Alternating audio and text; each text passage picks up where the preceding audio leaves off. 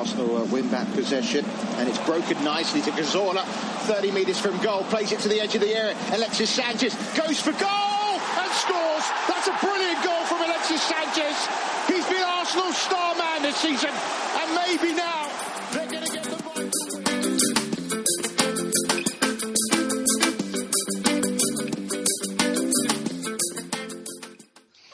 Hello, and thank you for listening to Gooners in the USA podcast. Happy New Year to all of our listeners, and Happy New Year to you, Mike. Thank you, Andy. And to you, Adam, our guest. Thank you. You as well. We have Adam Hoffman with us. We will introduce him in just a moment. But no song. We had a winning week. No song this week. Yeah, again, I just didn't have time to go through my CD book to find a song. It's just this holiday season, man. It's just I got too much family here. Here in the U.S., we haven't heard this song nearly enough this weekend. So I will go with My Hero Giroud. So My Hero Zero, worst song ever. If I never hear it again, it will be too soon. But that's the one and only time you'll ever hear me sing on this podcast. Mm-hmm. Yeah, I bet we can get you to sing again. Yeah, maybe if I have food poisoning next time, I'll sing. But yeah. So good week with your family. I saw like tons of pictures on Twitter of Facebook of you like jet setting and skiing and hot tubbing and cocktails flowing everywhere. Yeah, we were up in Vail doing the old ski and enjoying the snow. It's my nephew's first time ever seeing snow, so that was pretty cool. Yeah, they don't really get that over in England. So yeah, it was nice. How about you? You were in New York, right? Yeah, spent a few days in New York. Got out of there, hightailed it out of there before New Year's. The New Year's craziness. Just went to a show. Saw a little bit of horrible football at the Football Factory. It wasn't their fault, but the game sucked. Do you take your butler with you when you travel on these trips? No, I sent him to Vail to cater for you guys. Did he not show up? He did not show up. Oh shit! Trump caught him. Now what am I going to do? So yeah, some quick business before we introduce Adam formally. Because it is a new year, we just want to thank you everyone for your listening to our podcast, helping us spread the word about the podcast. We're growing, we're reaching more Gooners. We hope to expand that in 2017. And again, we usually say this at the end, but if you like what you've been hearing, please tweet about us, retweet us. My stupid tweets on Twitter, just send those out if you think that they're. Unless you're Arlo White, then don't fucking tweet us. Stop it! You're harassing us. It's embarrassing Arlo. For you. Arlo, you're this is beneath you. Come on, go to iTunes, submit a review or a rating. You can also go door to door in your neighborhood, by the way, and discuss us with your neighbors. If there's a mountain nearby, like Andy, when you were in Vail, did you stand on a mountaintop and shout about us? I did, but they were just – I think more people were concerned that I was naked, so they didn't really hear what I was saying. Speaking of naked – and I just want to say it was cold. Oh, so if there are any pictures make their way online, it was cold. That's the excuse. Yep. And lastly, we're looking for somebody to just a small little favor, rent one of those planes to fly over the Emirates with a message about our podcast. I mean, that's not really asking too much, is it? It's not asking at all. Mike, our backs hurt from carrying this fan base. But seriously, is that why my back is spasming right now? It is. No, seriously though, the amount of listeners and the reception when Mike and I started this. The beginning of the season, we figured our goal was by the holidays to have like 50 regular listeners, and we're at 53. So, that's a fucking bonus.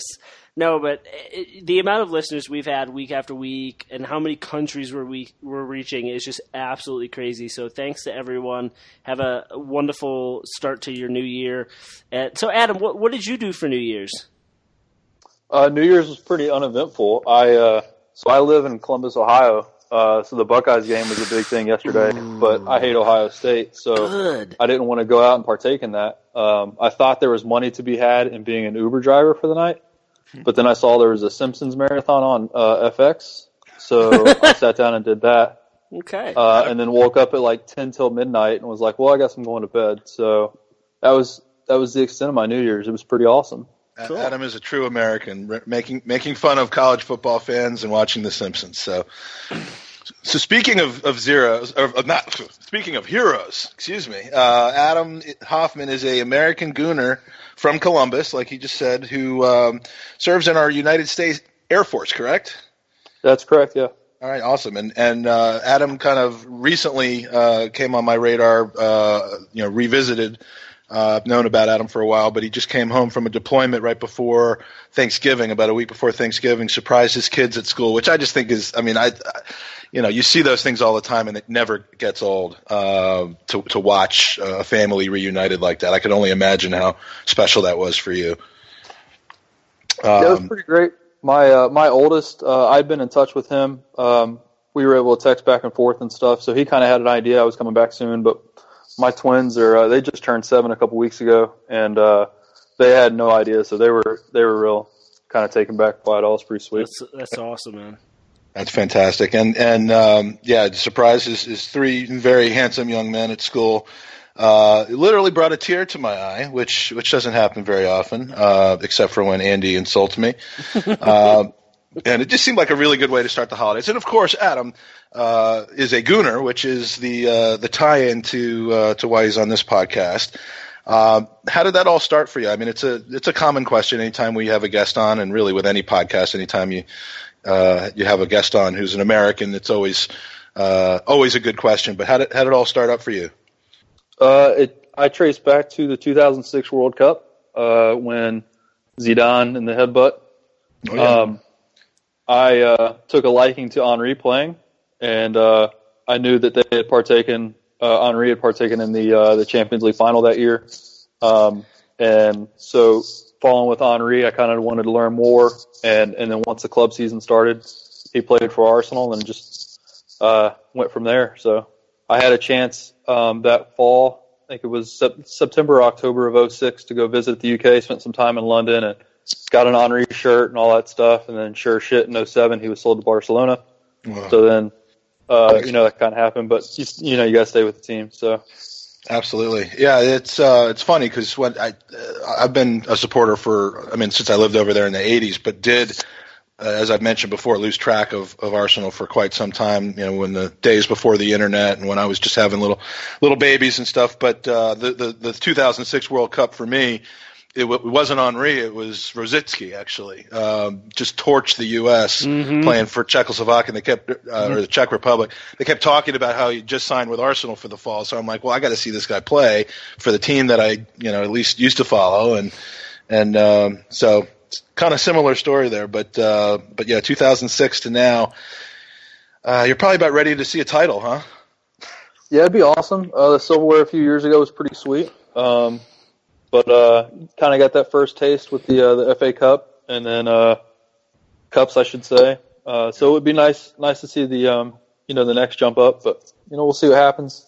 Yep, we will. Patience is obviously key, but when you start seeing the money being spent elsewhere, and where it just seems like we're always half a step off the pace of the top, it's really frustrating. So yeah, such is the life of a Gooner. Yep. But you obviously had some bigger things to focus on while you were deployed overseas, but I think you mentioned to me in a brief conversation a while ago that there were kind of some ways that Arsenal remained in your life while you were serving, to the extent that that it really matters in a situation like that. But so how? I mean, were you able to watch games or to read about them? How did Arsenal kind of play into your life while you were doing those important things overseas?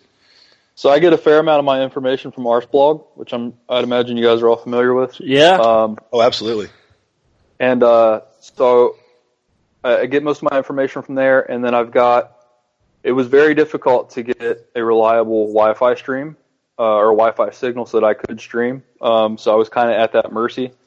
Because you're on a base with X amount of people, and you're limited to what resources you have. So if I could get 2 or 3 games a month, it was a good month.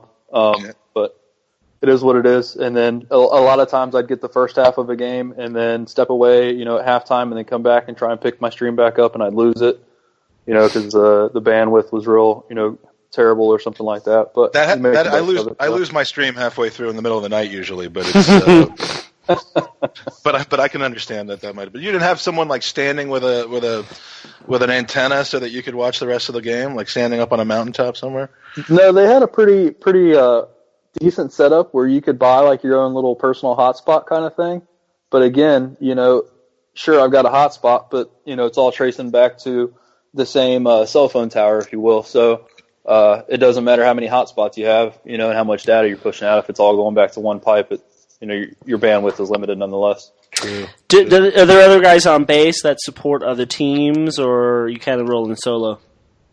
I was rolling solo. I took a handful of shirts over there with me to kind of wear in my downtime, and every now and again you get somebody that'd say, Arsenal sucks, and then you ask them who their fan or who they support, and they're like United. Well, yeah, you're an idiot. You can't think for yourself.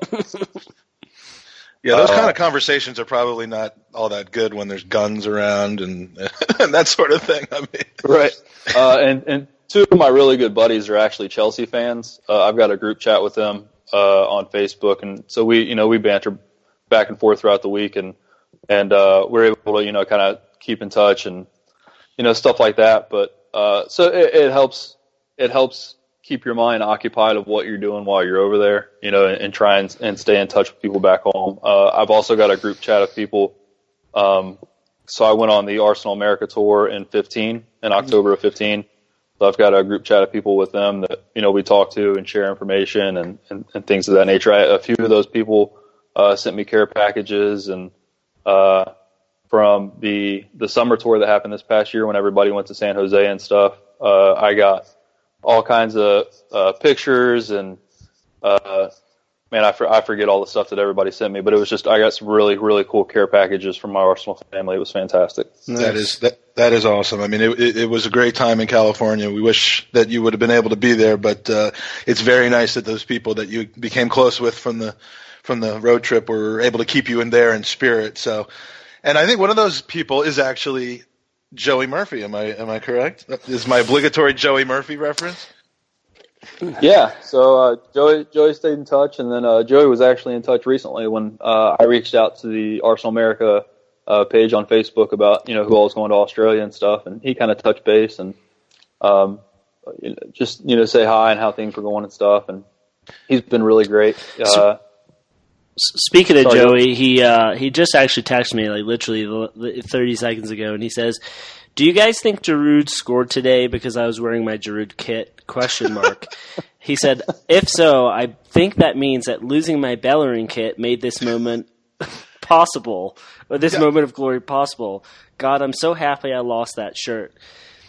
So we can now tell the listeners of this podcast you can stop looking for his shirt. I was just about to ask Adam, actually, if he happened to see a Bellerin jersey anywhere in the Middle East while he was there, because Adam lost it somewhere between Miami and Qatar. So, it could be anywhere. That road trip, obviously, that is a way that a large number of American Arsenal supporters get their first dose. Not always the first dose, but largely a first dose to life at the Emirates and the tour and the stadium and all that. And it's a fantastic thing. In fact, our supporters group right now is over there. They got to see the last two games, two pretty good ones, in person today. So they should probably stay over there if we keep winning. That's the thing. They can stay over there as long. They can stay over there as long as they want, as far as I'm concerned. But seriously.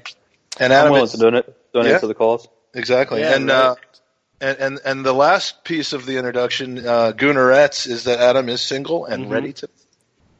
So. And Adam, 100% of our fan base is listening are women. That's Mike's mom. So you guys, you could be calling us daddy soon, Mike.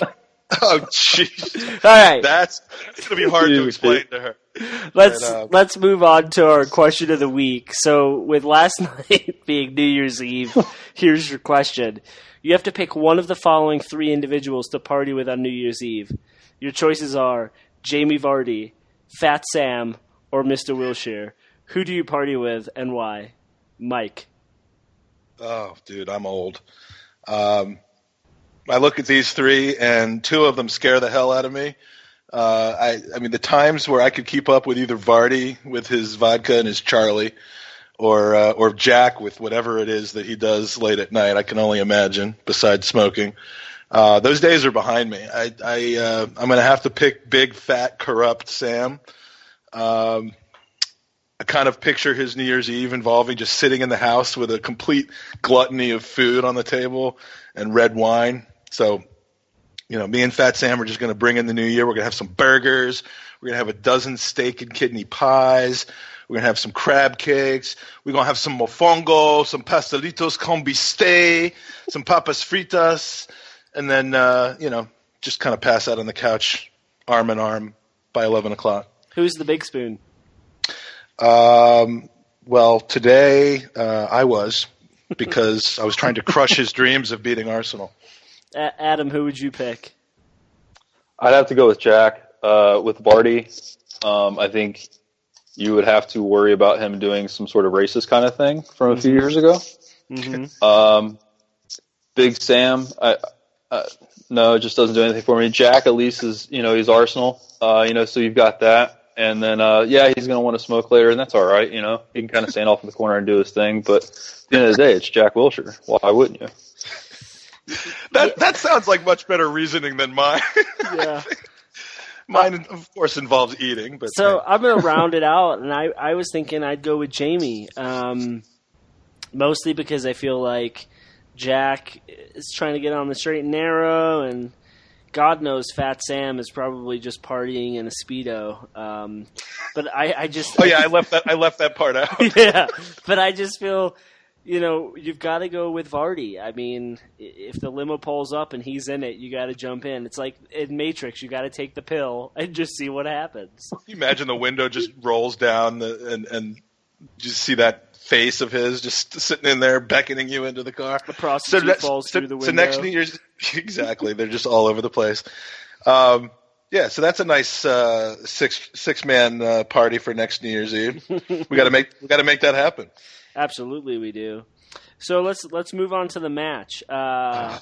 Man, so with it being New Year's Eve and the game kicking off here at 9 o'clock, I woke up literally 5 minutes, as I usually do, before kickoff. And the first thing I did was check the lineup. And man, I didn't know Ozil was sick, allegedly. So I just assumed he was being rested.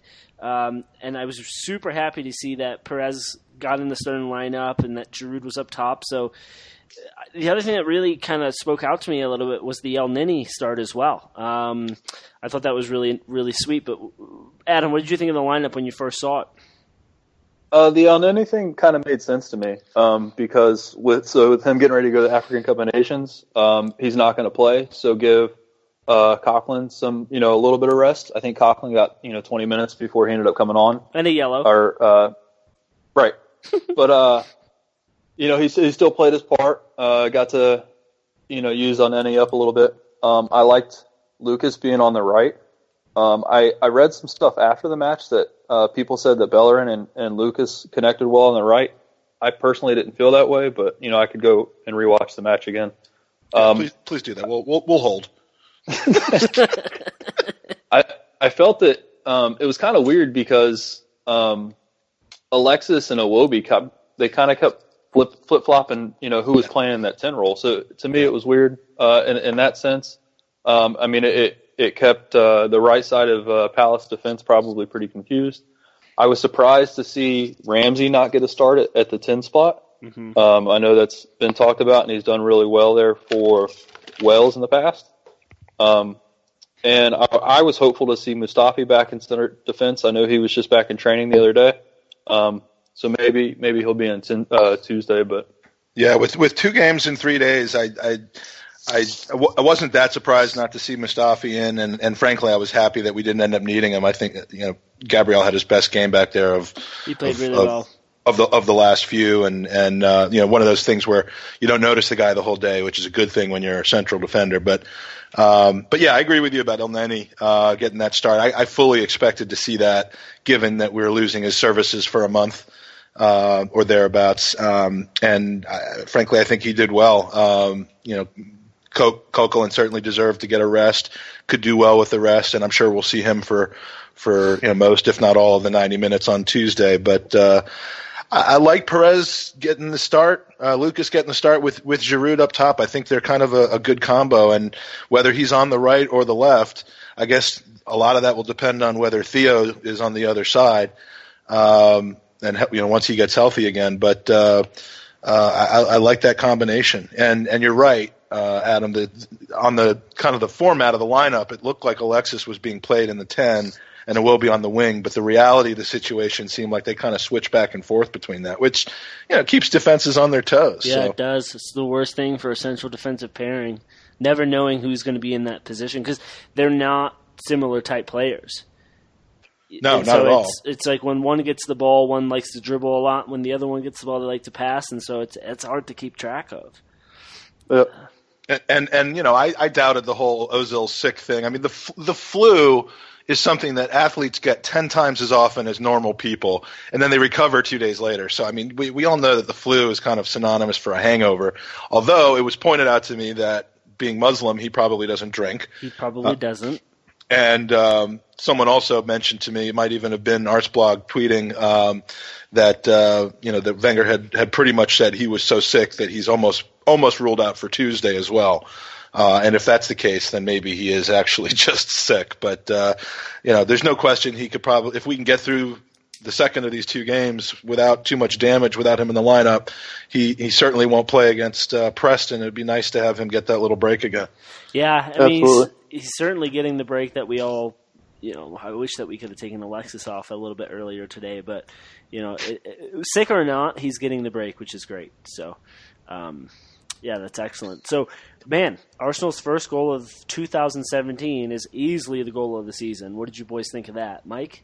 Oh, jeez, and it will be the goal of the season by the end of the season. That was for him to basically start that move with a little cheeky backheel pass and then immediately wheel away and run at like a gazelle. I didn't realize he had those kind of wheels.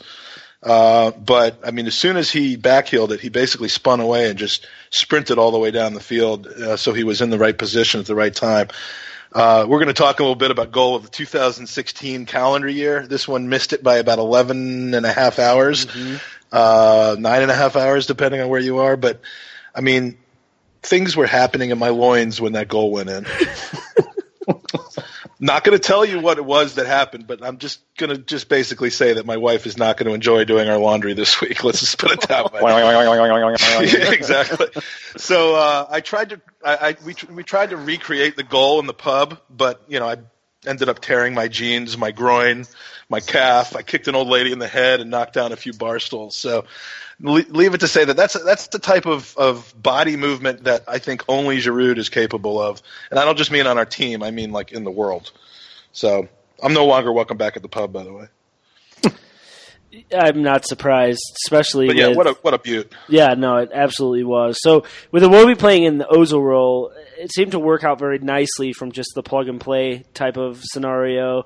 I know, Mike, you've bashed Iwobi a lot, so I'm going to go to Adam on this, but I felt like he was kind of like a Rolls Royce. He just kind of drifted around the pitch, played ultimately sexy football, and he looked like a different player today. And is the expectation with him being so young that he should be playing like that week in and week out?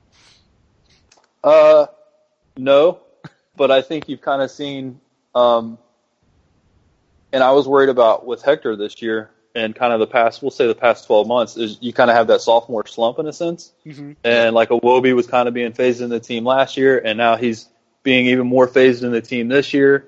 And you're seeing him more regular. I would wholeheartedly agree with you. I mean, he had a heck of a game. He didn't do anything fantastic. He played well. He played, really, clean passes. He's not going to be Ozil. He doesn't have that touch. He doesn't have that passing range, I don't think. But he does, it does seem to have really good vision, kind of playing in that number 10 role. And let's be fair to me here. I have never bashed Iwobi. You did. You said you hated him. I did not say that on the air. No, I never said that off the air either.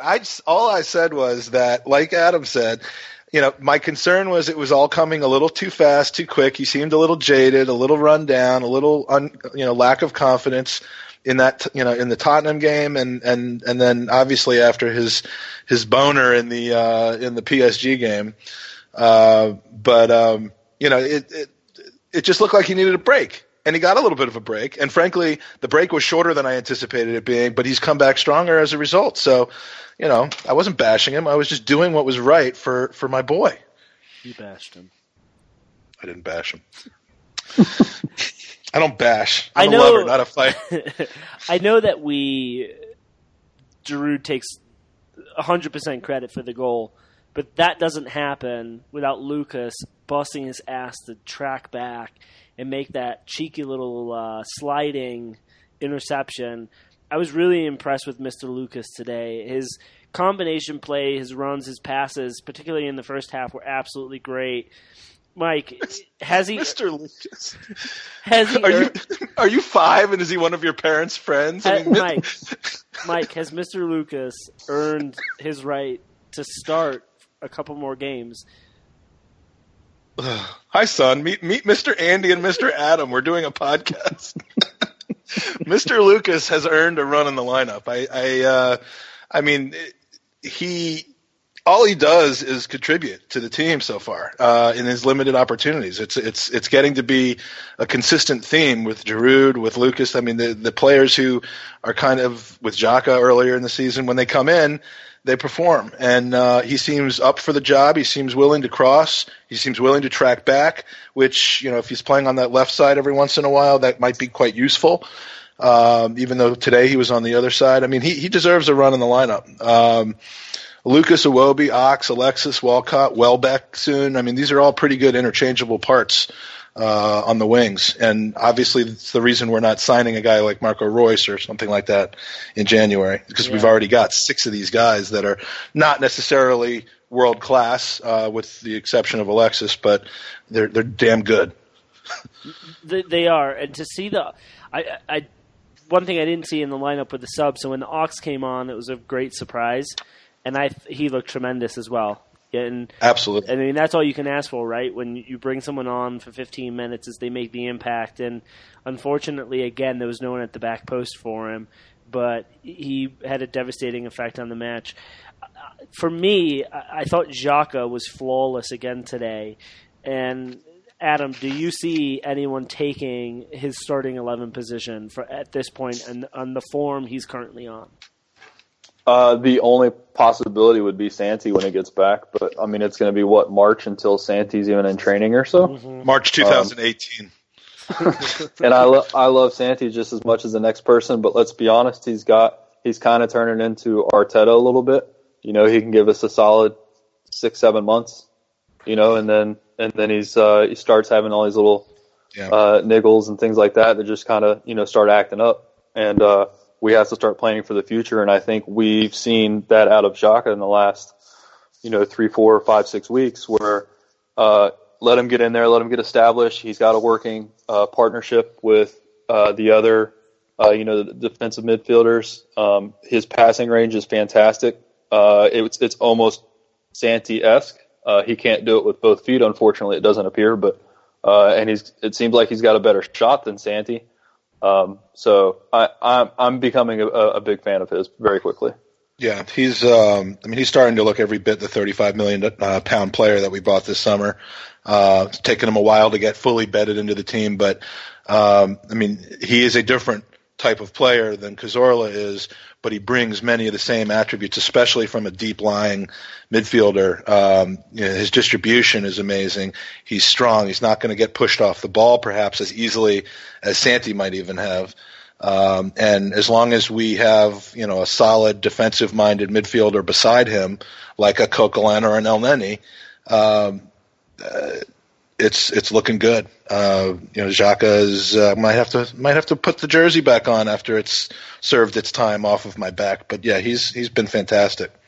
There was a moment in the match where a ball got played in, and I forget what the combination of what happened, but Sanchez was pissed, threw his arms up, started screaming, and when he turned, he must have made eye contact with Xhaka, and Xhaka kind of gave him that just kind of calm down, dude. And you could just see Alexis' shoulders dropped. And he's just like, yeah, I'm calm. And I was just thinking to myself, that's the leader we've kind of been looking for, right? that's the type of person that earns that captain's armband. Where just in those little moments, they're like, "Hey, just simmer down. Like we've got a control on this match, and there's no reason to fisticuffs." Starter Donnybrook. Yeah, that's how you talk to Adam and Humber. Yeah, you just calm them down a little bit, put them in their place, and rub their and then bellies. Exactly. God, would I love to rub Alexis's belly, though. I'll tell you. So speaking of folks, Speaking of El Neni, he is gone now for, is it 4 or 5 games? Yeah. I think they said 4, minimum of 4. Yeah, which is sad days. How do you feel? How does that make you feel? Tell us what you mean by sad, Andy. Open up. I really rate him as a player, and I think that had we purchased him for $30+ million, he would have way more of like a substantial impact within our fan base. But he comes in every match and does what's asked of him, and I think that, with Coughlin and Xhaka just being those kind of sitting on red cards, ultimately, like, you never know when it's going to happen.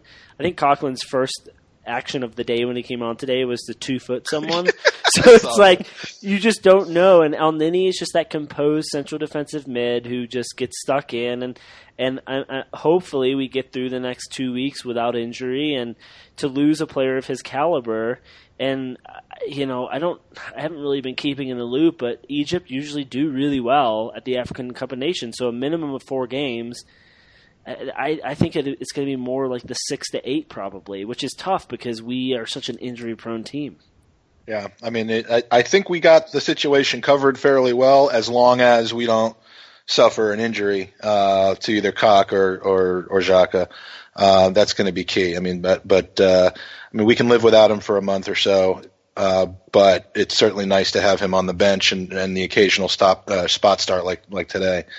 I'm surprised at how few of our rivals at the top of the Premier League table are really getting bit by this AFCON thing. I would have expected more, but really the only team that's losing anybody that's in the top 6 is Liverpool, losing Sadio Mane. But Chelsea, City, Spurs, to the extent that they could be considered a rival, lose no one to the AFCON. And Man United only lose Bailly, which is not... It's really not going to impact. That might help them, actually. Where's Bailly from? Oh, God. I think it's Ivory Coast, perhaps. Really? The Côte d'Ivoire, of which I think we do not yet have a listener. Get on that. So, get on that. Bailly. The reason why Spurs don't have anyone going to the African Cup of Nations is because no one in their team is good enough to make the national team. So that is true. What do you think about Nacho? England, but they're shit. Andy, since you've expressed some opinions about Nacho v. Gibbs in recent weeks, what do you think about Nacho today? I thought he looked awesome again, and I was one that was saying by this time of the year I thought Gibbs would cement his place within the first 11, but Monreal looked great. He was excellent on defense, and let's be honest, it's Crystal Palace, so anyone could look good. But He looked good going forward, and I think he works really well with Alexis on that left-hand side. So, yeah, nothing but praise for him. Yeah, and some of the crosses I expected to see Lucas whipping in today, Nacho was whipping in today. I mean, how Giroud, and look, he made up for it, but how Giroud did not get any appendage whatsoever on that bundle, or on that cross to bundle it over, is beyond me. Well, Lucas should have gotten on that as well. I mean, I can see why Lucas doesn't, because he assumes Giroud's going to. Right. But yeah, that was tough, because that would have been awesome. What was that? The first within the first 5 minutes. 6 of the match. minutes, yeah. Yeah. It was a sick cross, but yeah, that definitely a feel-good win. To me, that game had the signs of a trap game, kind of like a hangover type of game, a lot like the West Brom game with a defensive-minded coach coming in and trying to park the bus, which is why the early goal was so important. But this time we came out and forced the play, and we dictated the game instead of letting our opponent's game plan force us out of ours. Mm-hmm. So, bravo to the boys. It's a good thing. Good sign of things to come in January. We still have a pretty flat track ahead of us. And I just have to say I'm more excited about this win than Sam Nasri's penis was after getting a concierge VIP immunity drip. So and that takes a lot of work. And that also is How about that? Our scrotal mention of the podcast. Our scrotal mention of the week. Can we just spend a minute? I mean, did you follow that entire story on Tuesday? No, you want to I saw what was going on, but I guess just explain it. Adam, are you aware of what happened? No, I'm oblivious to that one. Oh, geez. Okay, so Nasri. And Nasri Adam, just before any scrotal news that I need, I go to Mike first. Yeah, just like you get all your Arsenal news when you're overseas from Arsblog. I'm known as the number one source for He's scrotal my scrotal news. blog. Exactly. Scrotal blog. Excellent. So yeah, Samir Nasri apparently has a Twitter account, and somehow some people follow it. And on Tuesday night, all of a sudden, some wacky tweets started coming out, wackier than ours actually. About how he received a concierge immunity IV drip while on vacation in LA, which is basically like a rehydrating IV, which presumably is actually a doping violation. He might be in trouble over this. But what was hilarious is that someone, rumored to be his jilted girlfriend or wife, hacked into his Twitter account and started posting about how he got a little bit more than a VIP concierge immunity drip from that company, and basically the Twitter feed. I mean, go online and just look up Samir Nasri Twitter or penis or girlfriend or something like that, and the tweets, since deleted, still exist in screenshots, and they're just hilarious and embarrassing to Samir, and everything that is embarrassing to Nasri is like sweet music to me. Mm-hmm. This guy's a douche. Yeah, he is a douche. He deserves everything. Bag of douche. So put a bow on that game with Palace. That good way to start off the year, and hopefully 3 more points on Tuesday. Absolutely. Hey, before we move on, I do want to say, what do you guys think about these rumors of the Juventus manager being in London, possibly, and discussing the Arsenal position with Mr. Arsene Wenger? The two of them are discussing it, or is it rumored? I heard that he was rumored to say that he was interested in the job, but I wasn't aware that Wenger was involved in this whatsoever. The article that I read, now that could have changed since because I actually haven't looked, and what a great way to do a pod, but the suggestion was the two of them had dinner to suggest the conversation of the position next season. So, Adam, would you take the Juventus manager? Yeah, I would. Where would you? I mean, over like an Eddie Howe kind of thing, yeah, because Juventus manager, he's obviously got Champions League experience. Eddie Howe from Bournemouth doesn't. My big sticking point, and I heard it on ESPN over the week, or not ESPN, NBC over the weekend, and it's been frustrating to me. Is here we are, it's another managerial contract year, and we have nothing, and we've got all these half of our starting 11 is we're trying to sign contracts with, but they have no idea who the manager is going to be next year. Yeah. And I think you need to solidify that first, or at least make a statement about it. Hey, he's going to be here, or hey, he's not. Because as a player, why would I want to sign if it's just going to be a shit show next year and not, why would I, want to stick around? You know what I mean? So yeah, I do think that there's a ton of truth in that. And maybe that's what these meetings are about, or maybe it's just completely bogus. But, I think you could probably do worse than a guy who's managed for Juventus. I'd rather have the previous Juventus manager. But he's got another job right now. But it looks like this is his last year. Trapattoni has suggested that it's his last year and that he is going to coach abroad. So I think you could do worse than I don't know whether he's the right person. or whether it's the right time yet or not. Again, I keep going back and forth on that. I would certainly not be heartbroken if there's a transition, but the transition, as I keep saying, it needs to be orderly, it needs to be known, it needs to be well communicated to the players. Forget the fans for a minute, but to the players at least. If it's done the right way, if there's a joint kind of discussion and a transition between Wenger and Allegri, it is Allegri, right? Yeah. I mean, then I think it's the right way to do it. So I just don't believe it. I think he's signing for another 2 years, and if he hasn't already, and I'll say that until I'm proven wrong. Well, his career, Milan, he won Serie A and the Supercoppa Italiana.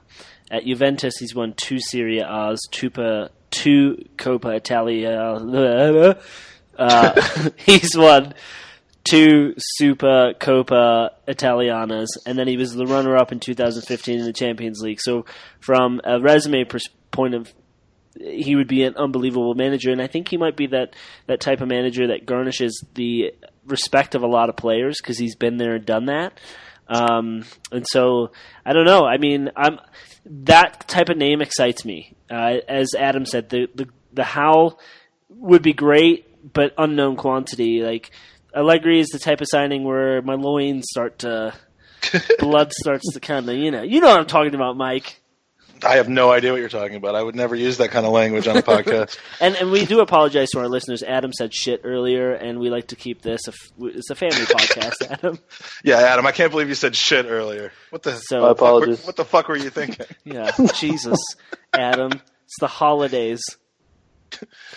Speaking of the holidays, because we are a podcast and we're legally required as a podcast to do a year in review type of segment, we're going to burst through a couple of quick questions / awards for the year in review for 2016.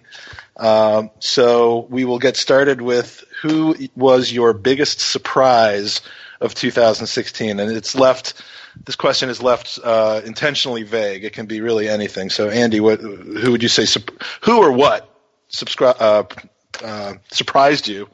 Prescribed you the most medication this year? For me, in terms of Arsenal, it's got to be Iwobi. And I know he first started for Arsenal in late 2015 with a run of matches, but I feel like 2016 he found his feet within the first team, and he was a complete unknown quantity, and we saw him put a couple different first-teamers on the bench, and I think a lot of the Arsenal fans were thinking, well, why does he keep starting?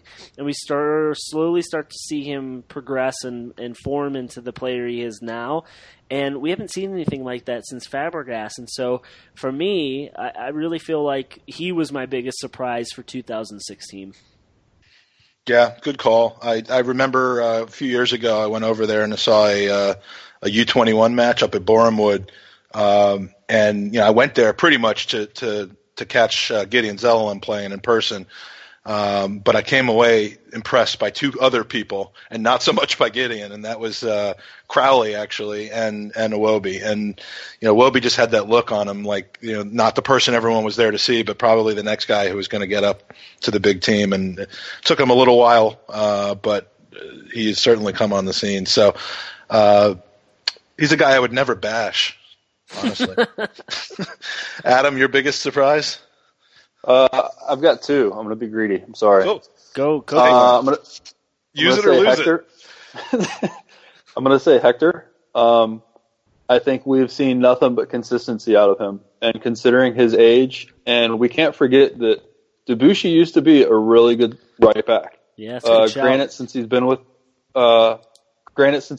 us, he's had some really bad injury problems. But when he's come back, it's been Bellerin's spot to lose for the better part of the last 2 years. His pace is just phenomenal, and it's just every match. You get the occasional blip of where he's forgetting how to send in a cross into the box, but he has made that right side his. In addition to that, I would say Francis. Other than having to sit him every so often because of a card issue or something. Again, a couple years ago, he kind of like him and Bellerin are kind of on similar timelines, and he was almost damn near cut off the team and sold, and he came back when we needed somebody in a pinch, and he's done everything that he can to make that his position. Absolutely. So you were caught by surprise by the cock? Is that what you're saying? I absolutely was pleasantly surprised by cock. Oh, nice. We did it. All right. Well, Scribble mentions up to 2. We need someone keeping count. To me, the Xhaka signing was the biggest surprise, a pleasant surprise to me, both because of the money that was paid before it was. I mean, that was kind of before the market got hyperinflated as well, which seemed to happen both related to Brexit and a little bit, and the Euros. But given how early that signing was, it was just so out of character for what we've typically done, and that to me that was the biggest surprise. And then it was followed by the smallest surprise, which is that we left the rest of our business until the very last minute. But to me, the biggest surprise, I'd have to go with the Xhaka signing. So next is most improved player of 2016, and we will start this time with Adam. Shit. Improved, I would say Iwobi. I think we talked about it earlier. Just he slid in to Ozil's role more or less today and just did a fantastic job. You could almost mistakenly just forget that he was there. At times, his passing was on point. No, he doesn't have the passing range that Ozil has. Nobody does, and he doesn't have the touch that Ozil has. But he's been fantastic, and I'd like to continue to see more from him. Obviously. Yeah, I don't think anyone could argue that he's improved over the last 12 months tremendously. Andy. I'm going to go with 2. I've got kind of honorable mentions. Greedy son. I know. For me, I really have been impressed with the improvement of the Ox. And Mike, I know you've often hate on him for being Mr. July, but I do. You've said that in the past, but he really has come into his own. And I think that what we've all been waiting for as fans is to see a run of consistent matches for him and hold a high level, and I think he's done that. Maybe 1 or 2 matches, but if you look at towards the end of last season and then the beginning of this season, like he has been healthy, he has been making a big impact on games, and there are matches, like I just said, where he floats away, but all players do that. So he was kind of my honorable mention, but for me, the biggest one has got to be Monreal, because I feel like he was just one of those players where you're like, okay, we could always upgrade our left back position, and dude has just come in and been just phenomenal. I mean, absolutely phenomenal. And I don't feel like there are many games where you can pinpoint a player that's made true mistakes, and it's so hard to play left or right back. And he's just been phenomenal. And he's also filled in to other positions when we've needed him to. So he'd be my most improved player for sure.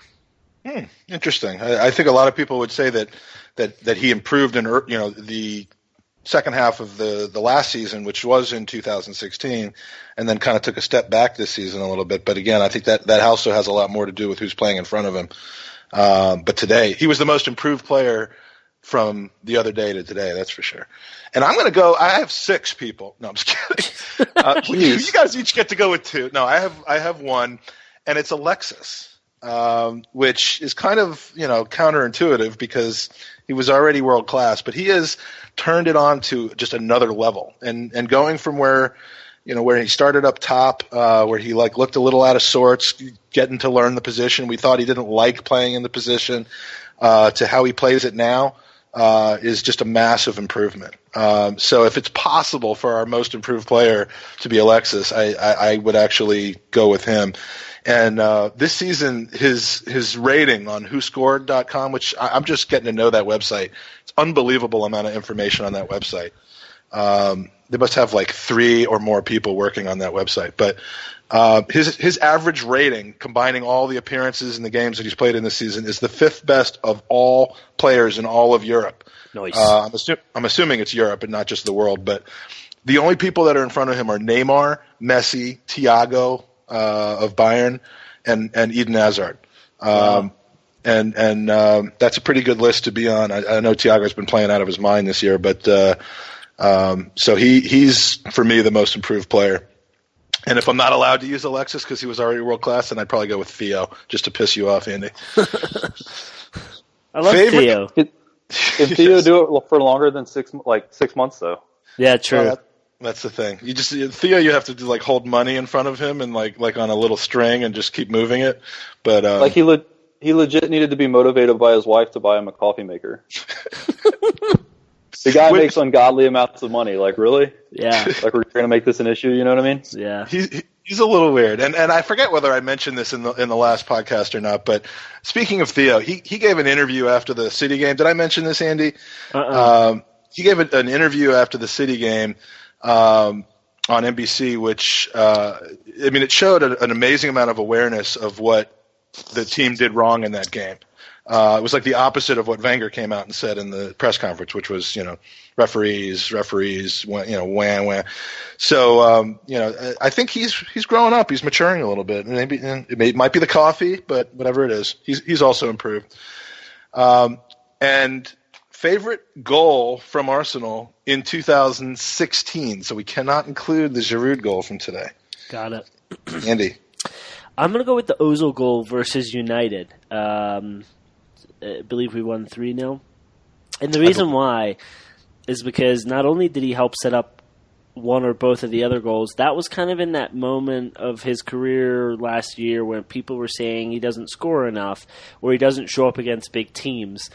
And it was just one of those cheeky, brilliantly placed goals that I absolutely loved. And it was just kind of one of those moments where we all just took kind of like that deep breath and we're just like, thank fuck we finally beat a team in the top 6 dominantly as well. And so I really, really like that one.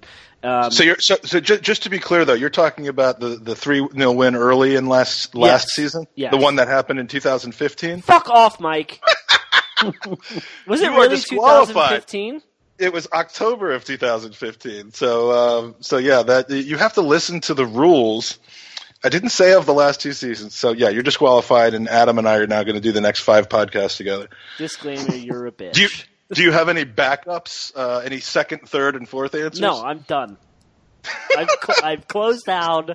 I am officially done with this question. He's taking his ball and going home. Yes. All right, well, Adam, then bail us out of this.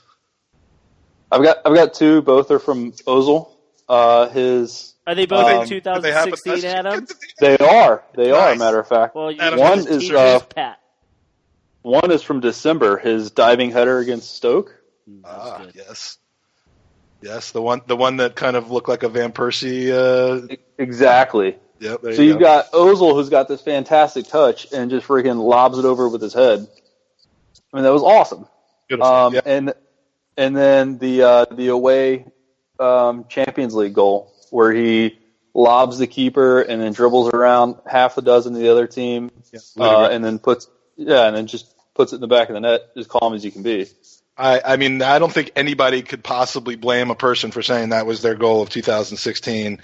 And frankly, I expected one of the two of you to say that. So it's the most famous, and it was good, and it was a match winner, and it was unique. But I got to go with Koscielny's birthday overhead kick against Southampton earlier this season.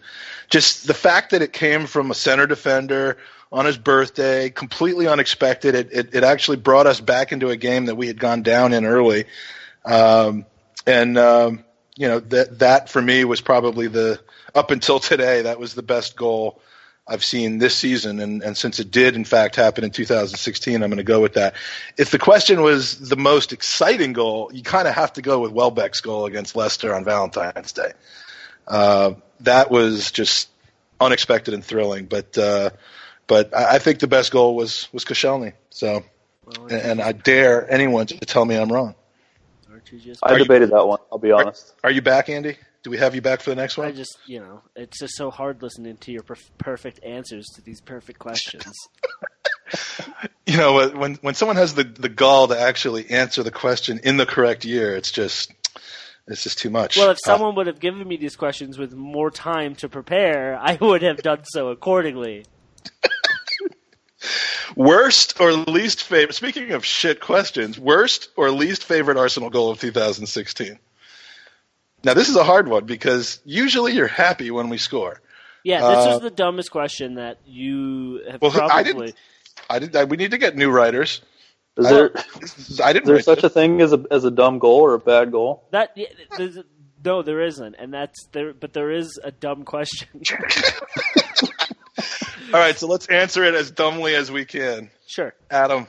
What was your least favorite Arsenal goal? I mean, if there is a ranking, there would be one on the bottom of the list. So let's hear it. Shit. You got me on this one.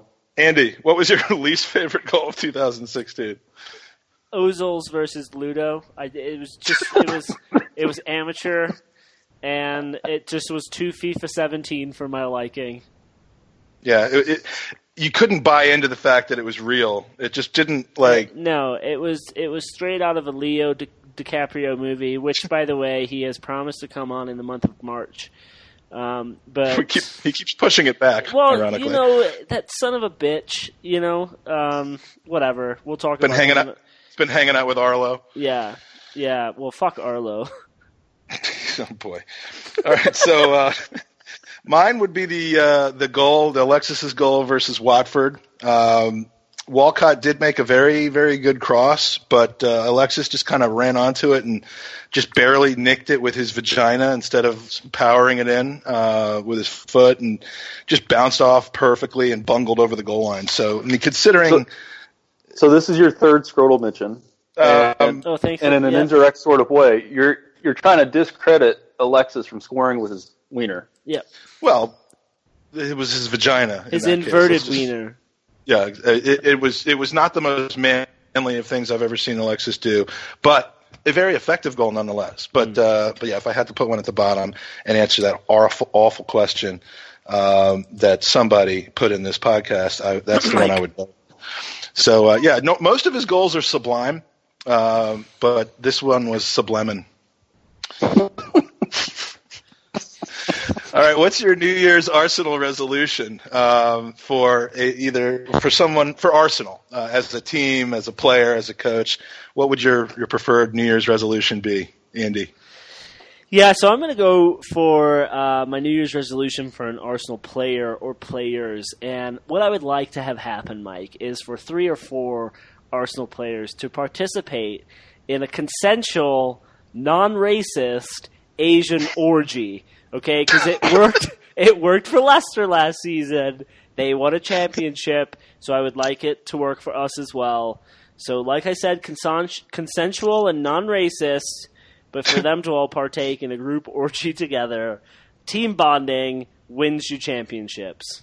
Can it be non-racist if you're demanding that the people in it can only be from one part of the world? I mean, you're just excluding. They were in Thailand when it happened, and he was being very racist to the young women in the video. I'm just asking for them to have a nice consensual orgy. Well, we are going to Australia next. Well, not we, but you are, Adam. But as a team, we're going to Australia next summer. So maybe they'll make a stop along the way, and we can look forward to a Premier League title next season. But Adam, what's your New Year's resolution for Arsenal? To piggyback off Andy, if they want to partake in said orgy while in Sydney, I'll be there. I can assist. Like they need a towel boy or a water boy or something. Oh, God. Or any IV drips. Yeah. They need someone to make somebody them a sandwich. like tag in. Tag in. I can do that. Cool. I will volunteer to do that. Now, absolutely. I could take this further down the gutter and ask you which 3 or 4 of the Arsenal players you envision being involved in this, but maybe we'll save that for a question of the week at a future podcast, and not the one where we have Laurie on. I mean, with Xhaka's face, you got to go. I mean, he's got to be on the list. I think Gabriel's got to be there, but he has to wear one of those Xhaka mask. One of those Xhaka masks. Oh God. Yeah, my resolution, and I've already gone to this well a couple times, but I would want the entire team to receive concierge immunity IV drip treatments from Drip Doctor every week until their wives and girlfriends leave them and come looking for me. So that would be my New Year's resolution. I don't know that it would help the team on the field, but that's not my only concern here. And finally, thankfully, New Year's Arsenal resolution for you as a supporter. Adam. So as mentioned, I'm going to Australia, so that's going to be pretty sweet. Yeah. Just want to have a good time while I'm down there. Would like to make up for the missed events that I missed. Yeah, missed events that I missed. The MLS stuff over the summer. So if something like that could happen while I'm in Sydney, I would be all for that. So selfishly, I would like to have a really sweet Sydney trip. I'm sure you will. I'm sure you will. I cannot imagine it being any different, especially with the orgy. Just don't punch any kangaroos in the face. Actually, I'm going to go next, and leave Andy for last on this one. Similarly to Adam, I am going to be on a kind of a self-driven 2-week trip to London in late March, early April, catch a handful of games, and my resolve is to meet as many Gooners as I can over there. It's just an amazing experience to just sit there, meet new people, and have them meet my butler, and it's going to be amazing. And I'm going to smash my record of 3 pies at Piebury Corner. So if anyone wants to see a guy rolling down Holloway Road, that'll be me. Hope to see no less than 7 or 8 football matches while I'm over there, and just kind of enjoy being a Gooner. I mean, it doesn't. Obviously, I'd prefer that we're still in the hunt for 3 different trophies at that point. But whether we are or not, I'm just gonna have a good time and enjoy being a Gooner, because that's what it's all about. And Andy, what is your New Year's resolution? Yeah, I'm bringing a new Gooner into the world in a few months. So I'm gonna be a first-time dad. We're going public with this. Yeah. So nice. we're due right around the time that we're going to lift the Premier League trophy. So February. So I don't know. I guess I'd be a patient, fun dad and take the little guy down to the pub to start partaking and watching some of the matches and raise him as a diehard Gooner. That's going to be my 2017. Fantastic, man. I've been waiting to congratulate you publicly for a long time. Yeah, so, thank you. I appreciate that. And, that's awesome. Fantastic.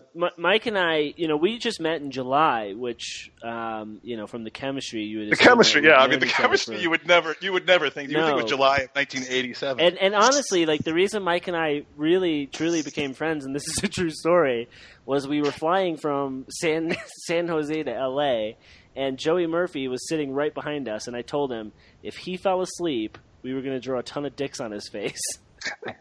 And Mike was like, I'm on board with this idea. He had a Sharpie and everything. Yeah, I mean, it was going to happen. I was ready. And Joey was so hungover, he had to force himself to stay awake.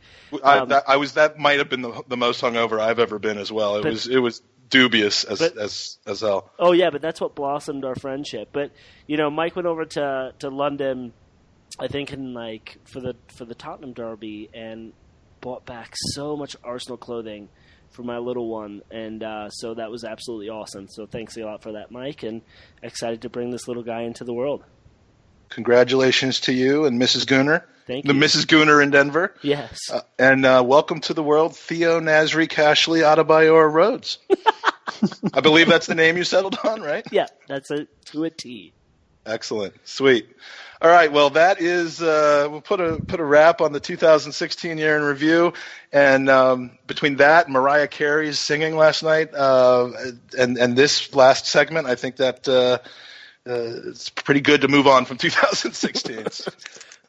And if my back spasm would stop, I could go on to the next. We got some listener questions. We do. We do. Why don't you get us started? A Gooner from Colorado tweeted us and had a question. Jesus Christ, Mike. I put this question in as our weekly question and then changed it. But no. You didn't have to pull back the curtain that much. Well, I like to pull back. Or wait, pull out. I guess you forgot, though, recently. Damn it. So, realistically, we would all like to add more depth in the squad. The January transfer window is open. So, if you could sign 1 or 2 players, who would it be and why? And Mike, I think that you kind of made the comment earlier in the pod that we're not going to, right? Because we just have so much depth. But For me, ultimately, I'd love a Royce type of signing. He's a big name that would help us on the wings. Do I think it'll happen? No. We have way too much depth. But I think it would be nice to have a world-class name to help excite the likes of Alexis, Ozil, Bellerin, and the fans. I think it would just bring a lift. And out of the entire team, I still see a gaping hole up front. And I think Giroud, even though he scored that amazing goal today, is not on great form. Lucas is starting to slowly get the time, but it would be nice if we could bring in just a world-class type of player that could help either on the wings or up front. Like I said, I don't think it's going to happen. I think we've got pretty solid depth all over, but it would be nice to bring someone in, and if that means we ship off Theo, then fine. So he automatically becomes your pick for that. Even if we sign a new keeper and that makes we need to sell Theo, that's okay. to make room in the locker room. Yep. Adam, who would you go with? Griezmann. Yeah. Yep. I think you're going to get the dips in form from Alexis. We occasionally see it, but Griezmann, I think you would then see Giroud one out. But you don't think he'd want to play with his buddy? It's possible, and it would be great to keep him around. But I think he would be hard pressed trying to keep him happy. But he would be his height in the boxes is fantastic. Up top, but the pace and the creativeness that you could do with Griezmann and Alexis and Ozil and hell, even Lucas or Iwobi. It's just we would have so much pace up top, it would be ridiculous. I mean, there's no question he's a fantasy dream signing, but I think we could probably all agree that that's not happening, and it's especially not happening in January. But it would be if you could pick a guy that isn't Messi or Ronaldo or one of those guys, I think Griezmann would probably be on the top of the list. But we did a very in-depth transfer window preview, January transfer window preview last week. And as I demonstrated in that preview, I don't think that we're going to even be linked with anybody, much less sign anyone. I mean, other than these, ridiculous Bleacher Report stories and that sort of thing. We might see a departure or two. I mean, Debussy might finally get out of here. Somebody loaned out that isn't getting a lot of play. I hope it's not Holding, but might be. But no signings. And I'm not that upset about that. I mean, I would have been in years past, but I'm not implying we can't improve anywhere. There's probably 5 or 6 positions where you could technically improve, but at what cost? So unless we get a crushing new injury in the next 2 or 3 weeks, God forbid someone like Hector goes down or Monreal on top of losing Gibbs, or I'm just feverishly knocking on wood all over the place now. But I don't see anything happening in January. Probably a little bit more over the summer. Yeah. But the people that we've been talking about the last few years, Lewandowski, Dybala, Griezmann, Aubameyang, Vidal, these guys have kind of reached a Galactico type stature where, if they're ready to move, there's 3 or 4 teams, not including us, that are going to be willing to splash the cash on it. And we just have to hope that it's not the ones that we play against twice a year. Namely Chelsea, City, United, and it's more of a Real or Barcelona or Juventus type. I don't think it's possible that we sign them, and I don't think it makes any sense that we bring in depth players that are average just to make up numbers, because we already have a bunch of guys like that: Ramsey, Iwobi, Lucas, El Neni. So if someone was to come in, I'd probably suggest a left back. Someone like Ricardo Rodriguez, because Gibbs sounds like he might be out for a little while, and I'm not sure if we have Nacho coming back after this year or not. Yeah, I think we do re-sign Nacho. I think Wenger would even probably admit he's old. That. Yeah, but look at the mistakes. He's like 47 years old. Yeah, but look how old Sagna and Clichy are, and they're still playing for City. And credit to both those guys. Look how many managers City have had since the 2 of them have played there, and they both continue to start. I think Sagna maybe had a couple rough patches where he was getting other players were chosen over him, but ultimately the 2 of them keep finding their way into those positions. And as long as you can keep up with the pace, you got to be a smart player to play back there, and so I think Nacho stays for a couple more seasons. And I'm surprised you used Sanya's actual name. Yeah, I thought about going with the Bacardi Sangria, but too hungover. Still a little upset with you over these questions and this bullshit. All right, well, there is one area, though, where I think we need more depth. And in this regard, we are way behind Tottenham and the Man United teams of the last few years, and that is at referee. I mean, we have no depth whatsoever at referee. I think you call that girth, not depth. Girth. We need to tie down someone long term, like Tottenham's done with Mike Dean, and like United had with Howard Webb. For a little while, I thought Clattenburg was showing some promise during his trial with us. But after the derby last month, I mean, he can just fuck off to China for all I care. I'm no longer a fan. But we need to purchase somebody soon, and I think it needs to be during this transfer window. And I would vote for Lee Mason because he did a pretty good job of trying to screw United yesterday, even though he was unsuccessful. We don't have any big, English star players, though. I mean, look at Spuds. They have Harry Kane. So maybe we need a big English player. So or Ox could be more consistent. That would be sweet too.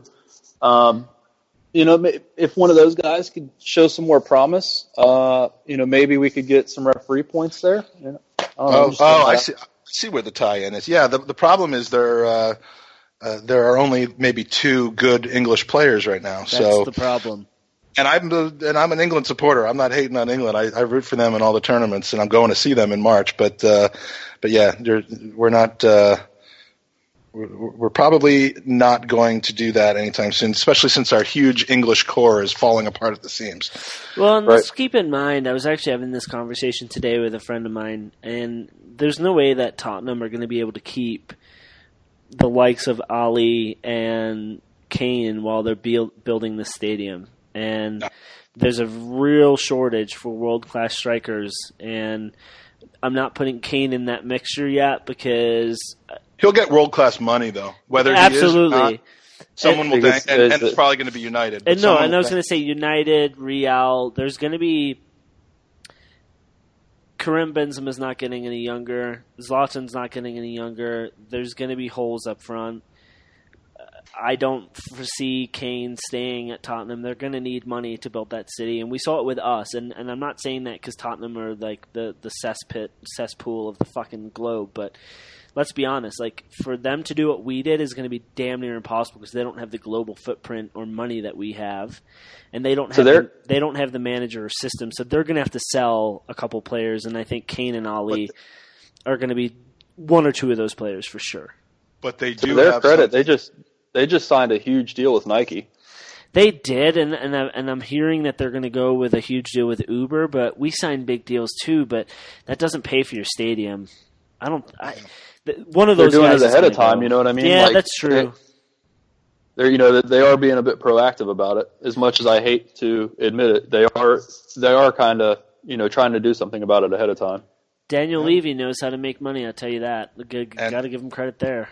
And they got Mike Dean, so I mean, you really kind of you can't count them out completely, but they are Spurs, so yes, you can. Next user question, listener question is from Jay Whitaker from North Carolina. Jay actually posted this on the on the Facebook page for Arsenal America, but I thought it was such a good point that I asked him if we could use it on the podcast, and he was pleased to allow us to do that. So he says, I'll start off by saying I'm a total Wenger loyalist. I love that classy, intelligent human being.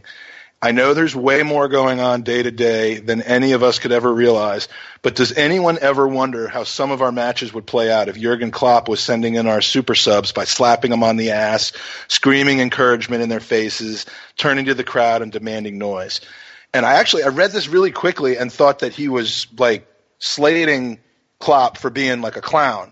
And then I reread it again, and I'm like, oh no! What he's saying is, I love Arsene Wenger. I'm not saying that one is better than the other, but aren't there some situations? Is there some value to a, kind of a high intensity, not cheerleader, but like an intense individual who's also a good coach?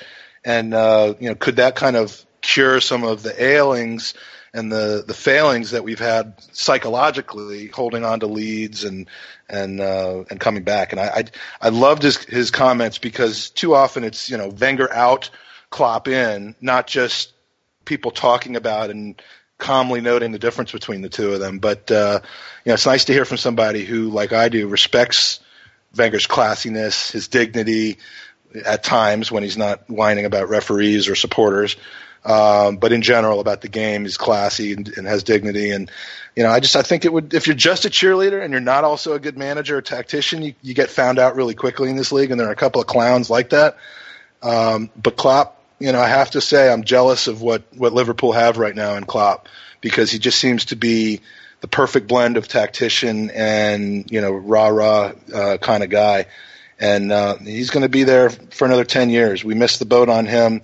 It might have been premature to switch from Wenger to him, but I do think that intensity brings something unique to the game, and he's immediately a fan favorite, that's for sure. So, I mean, what do you think about that sentiment, Adam? I'm a huge Klopp fan. I would agree with the listener remark or comment, however that was brought in. I think it does carry value. It does carry weight. It does carry value. You obviously can't measure it, but it pumps up the crowd, and all too often, I think we can all admit that there's times when the Emirates is too quiet. And I was watching the Liverpool game yesterday, and you can just see like the way he interacts with the crowd there at Anfield. It's fantastic to see him interact with. The times where we're too quiet are from minute 1 to minute 90. I mean, he would bring that to the stadium, which I do think would lift the players. And at least he would give that evidence that he's trying and that he's pushing every button that he can, including the hype up button for his players, rather than just kind of throwing on a sub in the 75th minute and sitting in your chair, thrusting your arms around, and seeming like you don't have control over the destiny of the game. I know that the coach doesn't have direct ability to affect the game, but if you act like you do, sometimes it has an infectious edge on the rest of the people. But Andy, what do you think about Klopp? Yeah, no, I'll echo your sentiment. If you're going to be that type of manager, the players have to respect you. You have to be a good tactician. You have to be a good player manager. Conte and Klopp are similar in their sideline theatrics, and look at their league table positions right now. So it speaks for itself. I mean, they're both great managers, and I would love to see someone a little bit more boisterous on the sidelines. And, I coach a very successful youth team here, and one of the biggest feedbacks I get from parents at the stop slapping my daughter on the ass as she goes into the game. What's funny is like a couple of the dads listen to this, so they're gonna laugh at that. But no, I mean, some of the biggest feedback I get is the players react more when you are vocal on the sidelines, win or losing. The more they hear your voice, the better they play, and that's got to go through from youth to professional. I mean, if you've got a coach on the sidelines, Phil Jackson didn't sit in a seat and just watch his team play.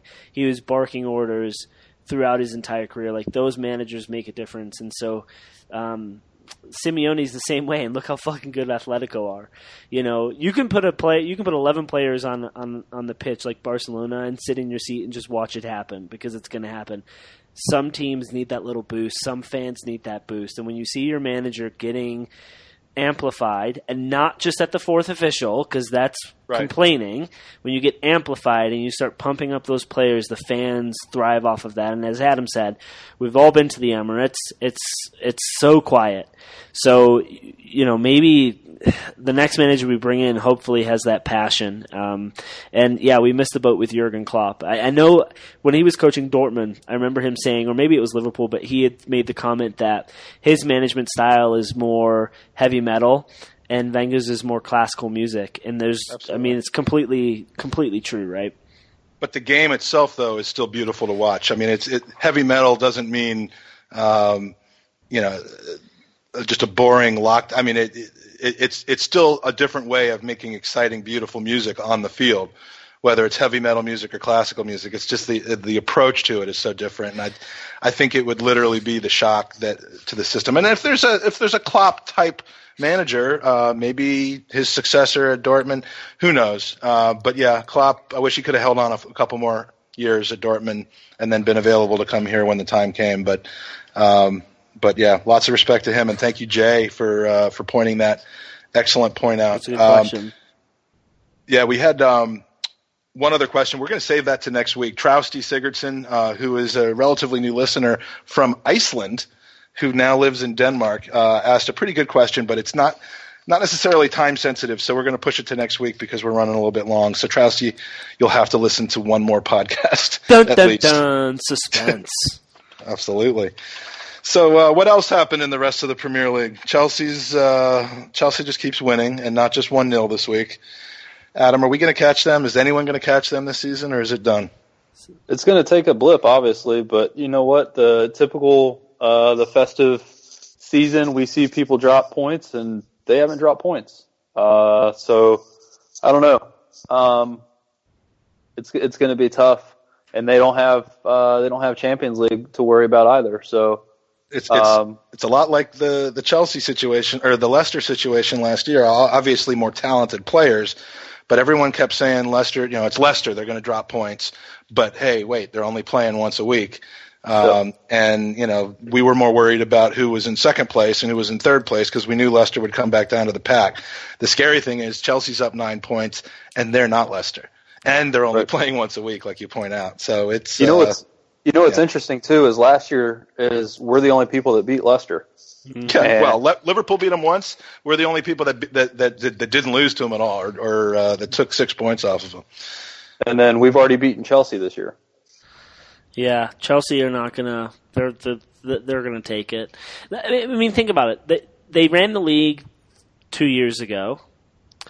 Last season, they had a horrendous season because Jose is a fucking moron, right? And now they're rebounding with the same players with a new manager. They're 9 points ahead, and they don't look like they're gonna drop form.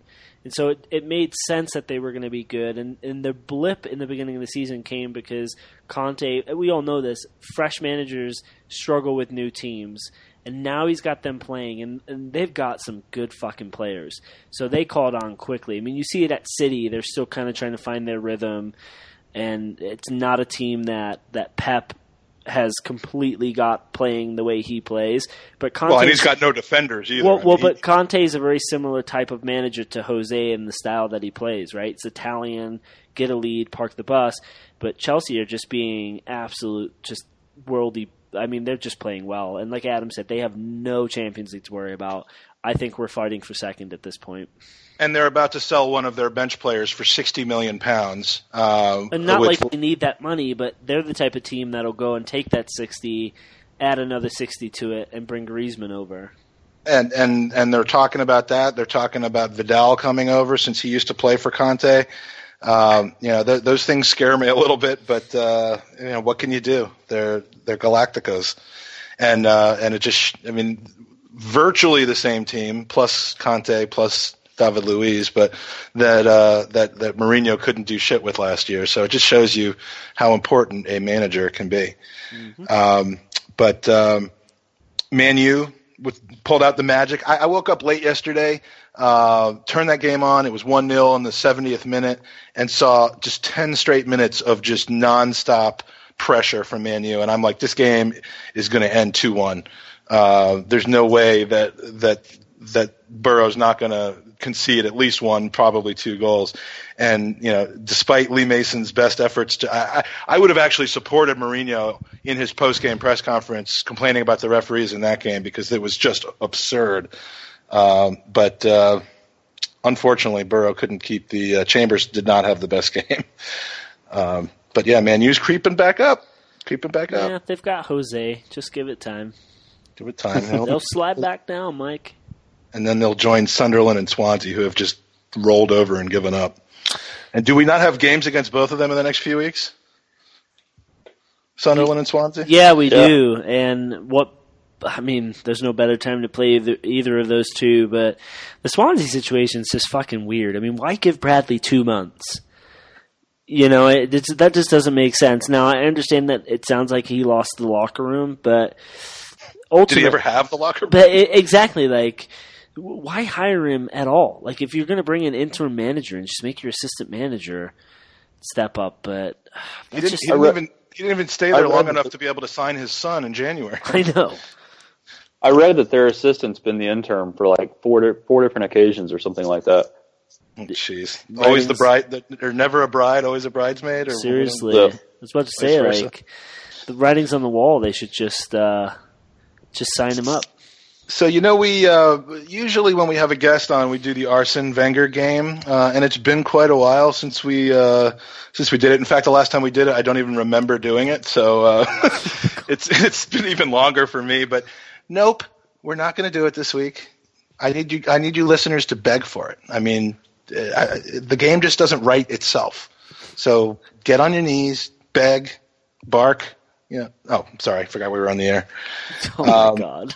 But this is why we had that fucking dog question last week. Yep, exactly. So we'll probably see it back again for our next pod that we have a guest on, which I believe is a couple weeks from now after the Swansea game. We'll be having Lori Ziegler from the San Antonio Gooners, who I've met, and she is the queen of Gooner Gras, and we'll be talking about Gooner Gras, which is one of, if not the biggest, Arsenal touring related gatherings of Gooners in the USA every year. So that should be an interesting preview. But maybe I'll prepare and weave together an incredible Arsene Wenger game for that. Pick'ems. I said pick'ems, and I got a back spasm right as I was saying pick'ems. So it sounded like pick'ems. Yeah, we got to end this thing. So, guess what's happening in the pick'em standings, Andy? No one adjudicates these standings, so I don't know if they're accurate or not. And based off of your resurgence, I'm going to say they're not. To just do the research. Yeah, I invite anybody to listen to all 21 of our podcasts. I know Eric Howland, listener of the pod, soon to be guest, loves numbers. He can do it.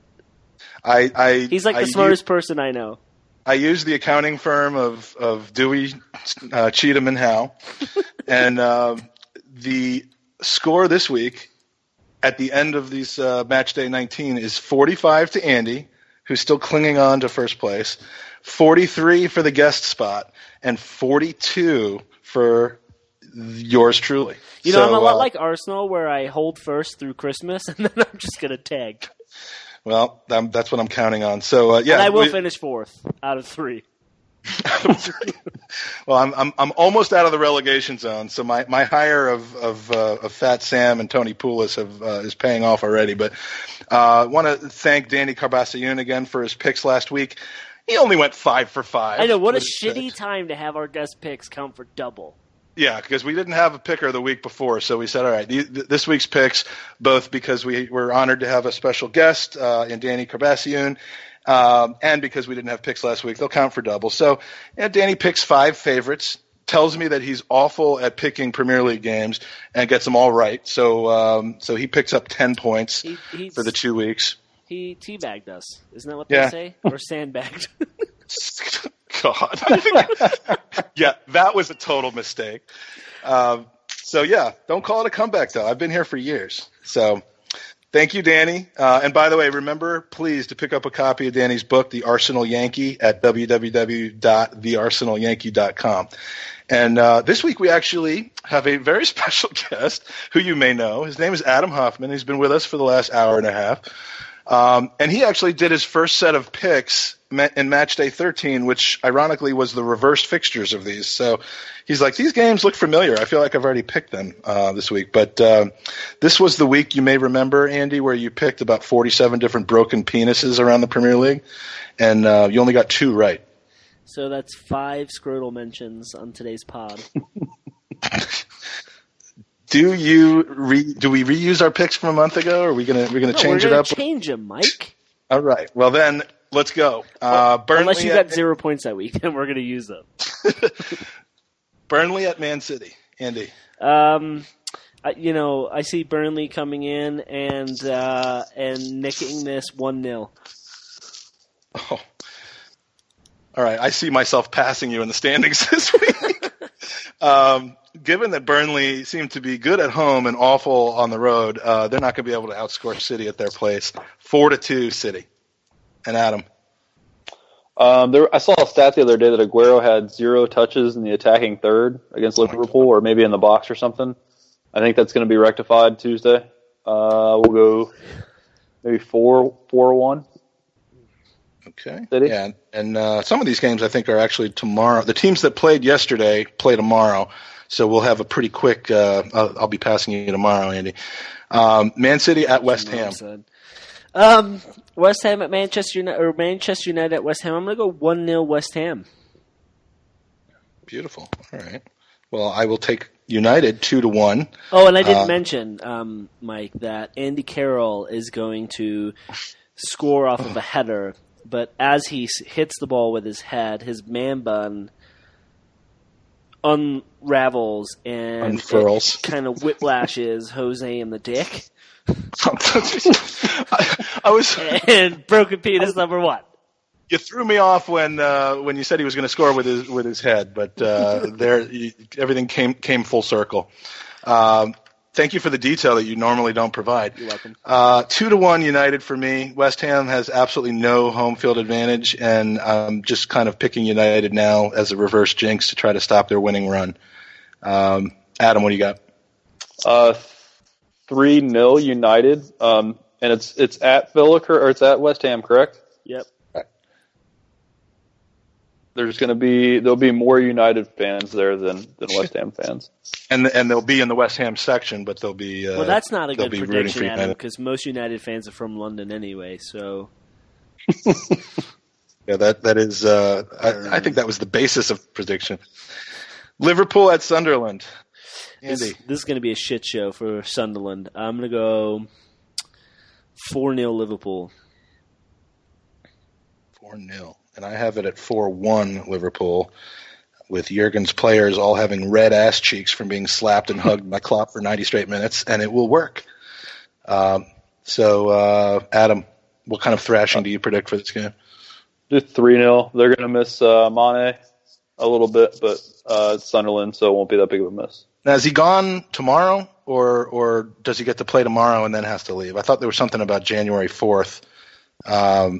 But is he already gone? I don't know. I know El Nini was supposed to leave Monday, so. Okay, well, let's hope so. Chelsea at Tottenham. Will Spurs end Chelsea's winning ways? Man, I don't think they will. However, I'm going to go with a 2-2 draw. Yeah, I have the same thing. This game has 2-2 written all over it. Unless Mike Dean is reffing, in which case it's going to be 6-0 Spurs. I mean, that's ultimately what's the best scenario for us, right? Because it gives us another point advantage on Tottenham, and then we close the gap on Chelsea. Ultimately, it is often said, though, that rooting for anything other than a loss for Spurs is just a dick move if you're a Gooner. But I guess that's a debatable comment to some. But, Adam, what do you think? I'll take 2-2 as well. Costa's going to score, and somebody else from Chelsea will score. I think Willian had 2 yesterday, so he's quietly on fire maybe. So you'll give him another. All right. And our last game of the week on Tuesday, Arsenal at Bournemouth. Yeah, Andy, I'm going to go 2-0 Arsenal. I think that, yeah. I can't pick up points on you if you're picking the same thing that I'm picking. Well, you know what, Mike? I'm sorry. I don't know Stop boxing me out. You wish I'd box you out. No Jack for Bournemouth, no Messi, no Neymar. So, I mean, without those three, as much as I'd like to reverse jinx the situation here, I'm going to go with another 2-0 victory, which would be our third straight clean sheet after like 9 of not getting it. So I think we'll welcome back Mustafi and pick up where we left off. So, Adam, what do you got? Go 3-0 us. Hopefully with another moment of Welbeck giving Jack shit in the stands about some Bournemouth player doing something stupid. Now, is there room in the Bournemouth stadium stands for Welbeck and Jack if they're not playing? I mean, I keep hearing about how small that stadium is, and they'll be watching it at the Emirates in a box. Exactly. All right. So, real quick, we have 2 games coming up this week. The Bournemouth game we just obviously spoke about. Anything you think that we'll see, like rotation wise, with the game coming so soon after this one? No, I'm hoping that we start seeing Welbeck and Mustafi. I don't know if you guys saw the pictures from training, but the two of them looked like they were going 100%. So it would be nice to see the two of them. I think the Ozil, if he's truly sick, maybe we'll see the Ox get a run. But based off of how we played yesterday or today, I don't know. I mean, this team looked really well and really good. So obviously El Nini will be dropped and the Cock will come in. But I don't know. It'd be nice to see Alexis get a break if we can get a comfortable lead with 20, 30 minutes to go. Adam, would it surprise you if we see the Cock in the game? No, I think we're absolutely going to see a big load of Cock for the next month. Massive loads of Cock. Oh boy! And then the FA Cup game at Preston, we'll cover in the next week's pod. I don't think anyone is or should be focused on that game right now, but I would love to see us make a deep run in that cup. You love deep runs in cups. I do love deep runs in cups, and unlike the EFL Cup, this is one that I think is worth putting some effort into. So that's just about it. A little country update. We added 2 more countries to our listenership this week, bringing us up to 49. 49, I say. And the countries are Portugal and Trinidad and Tobago. And frankly, I don't know, maybe we should be technically up to 50 because Trinidad and Tobago both listen. Do you think it was Rihanna that listened to us? I'm sure it was Rihanna that listened to us. Isn't she from Trinidad and Tobago? Oh, she's from Barbados. Barbados. But we've already we've got Barbados as well. So she has listened to us. Absolutely, and Ronaldo, of course, from Portugal. Should we do a live podcast from wherever ends up being our 100th country if we ever get that far? Yeah, someone suggested that it's going to be at the Vatican.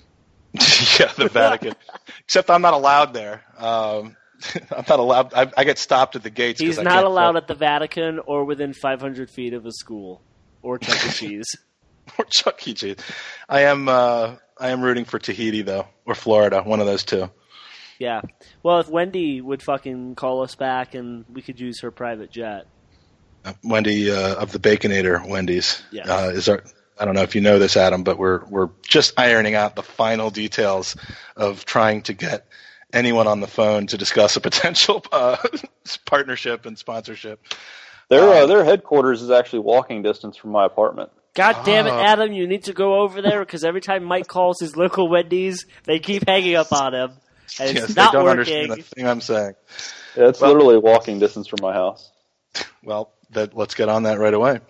Adam, thank you so much, man. Gentlemen, thank you. Yeah, not just for joining us today, which was a blast, but I mean for everything that you do and have done to serve our country, your bravery. We're proud to and thankful to have you and people like you representing and putting yourself at risk for all of us. And it really just means a lot. So we wanted to thank you from the bottom of our hearts. Thank you. May 2017 be a blessed one for you and your family. And Andy, I'd like to thank you for representing our country, but I'm not completely still sure what country you're from, so I can't really do that. I'm still waiting to... Have you picked one yet? Yeah, I'm going to do both. I'm going to do dual. Dual. You take 2 on at the same time. All right. All right. Well, Happy New Year, buddy. I actually do owe you a debt of gratitude for including me in this crazy ass idea to do an Arsenal podcast in the first place. I was surprised to hear from you after California and thought you were absolutely nuts. Now I'm sure that you're absolutely nuts, but the idea seems to have panned out. So thank you for coming up with the idea, and gentlemen, Happy New Year and Happy New Year, guys. Come on, you Gooners. Happy New Year to you. Justin. Join in the banter through our social media outlets. You can like us on Facebook at Gooners in USA. Follow us on Twitter at Gooners in USA.